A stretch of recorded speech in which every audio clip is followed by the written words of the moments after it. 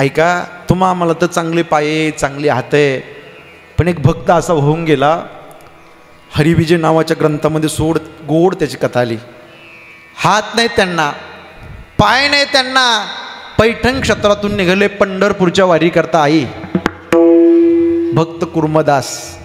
ऐका जरा, नाथ महाराजांचे पूर्वज भानुदास महाराजांचं कीर्तन चालू होतं आणि भानुदास महाराजांच्या कीर्तनामध्ये भानुदास महाराज म्हणले, तो पंढरपूरचा विठुराया एवढा दीनदयाळ आहे, भक्ताचे मनोरथ करतोय. तो पंढरपूरचा विठुराया ज्याला हात नाही त्याला हात देतो, ज्याला पाय नाही माऊली त्याला पाय देतो. तो पंढरपूरचा परमात्मा फार मोठा आहे.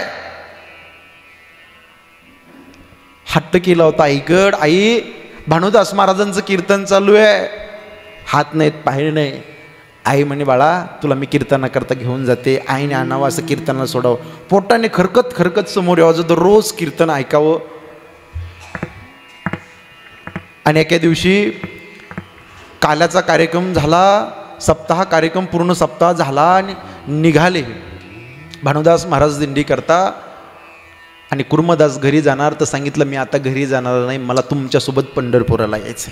ऐका जरा, भानुदास महाराज वारकरी सगळे ज्ञानोबा तुकोबांचा जय घोष करत, पांडुरंगाच्या नामाचा जय घोष करत पंढरपूरच्या दिशेने निघाले. जसे लाखो वारकरी आता पंढरपूरच्या दिशेने निघालेत ना, ज्ञानोबा तुकोबाच्या जय घोषामध्ये पंढरपूरची वारी करताय. ऊन असून द्या, वारा असून द्या, पाऊस असून द्या, किती चिखल असून द्या, कशाची परवा माझा वारकरी करत नाही. मजल दर मजल करत 17 दिवस पंढरपूरच्या दिशेने निघतो. मजल दर मजल करत कुर्मदास निघाले. कुठं? पंढरपूरच्या वारी करता. आता दशमीचा दिवस आहे काका, आजचा दशमीचा दिवस आहे आणि उद्या एकादशी आहे. रक्त रक्त अंगातून बाहेर पडलं, हात नाहीत पाय नाही, पोटाने फरकरत फरकत पंढरपुराला निघाले होते भक्त कुर्मदास. डोळ्यात पाणी आलं. वारकरी भजनात निघाले, पण एकाच बाजूला असे पडून होते. नदीच्या काठाला तलाव होतं, विहीर होती, तिथं बसले आणि देवाचं भजन केलं आणि डोळ्यात पाणी आलं. देवा, मला जर चांगलं शरीर असतं तर तुझ्या वारी करता आलो असतो पांडुरंगा. निघाले आणि निघाल्याच्या नंतर काही वारकरी बाबा दिसले.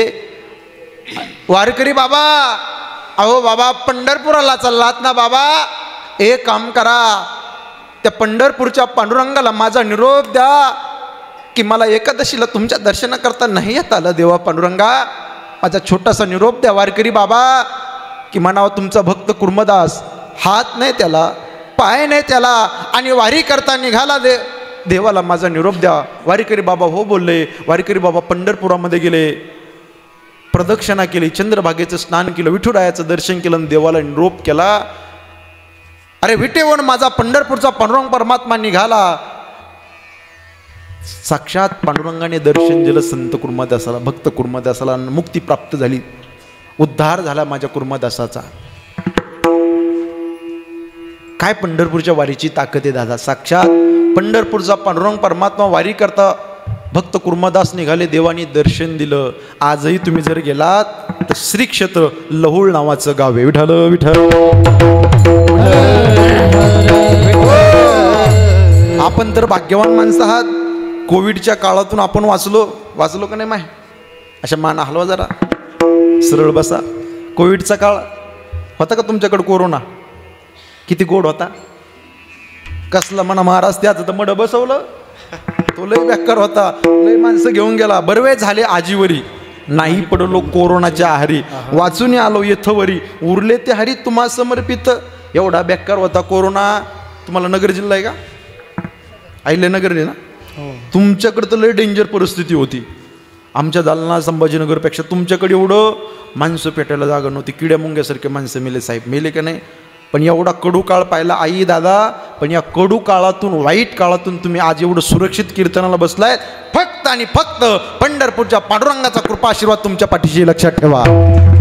देवाचे अनंत उपकार आहे तुमच्यावरती, हे लक्षात ठेवा. म्हणून भाग्यवान माणसं आहात तुम्ही. आम्ही आता या आपल्या निमगाव जाळीमध्ये एवढेच माणसं आहेत का? बाकीचे कुठे गेले? गेले आपल्या कामधंद्याला. इकडे बघा, कीर्तन ऐकण्याकरता फार मोठं भाग्य लागतं बरं का. कीर्तन कोणाचं असून द्या, भजन कुणाचं असून द्या, तिथं जाण्याकरता, टाळी वाजवण्याकरता, आई भजन करण्याकरता अनंत जन्मीचं पुण्य लागतं. बहुता सुकृताची जोडी म्हणून विठ्ठली आवडी, तो हा विठ्ठल बरवा, तो हा माधव बरवा. म्हणून भाग्यवान माणसं आहात. पवित्र वंशामध्ये तुमचा माझा जन्म झाला, पवित्र कुळामध्ये तुमचा माझा जन्म झाला, पवित्र मातीमध्ये तुमचा माझा जन्म झाला आणि पावन देशामध्ये तुमचा माझा जन्म झाला.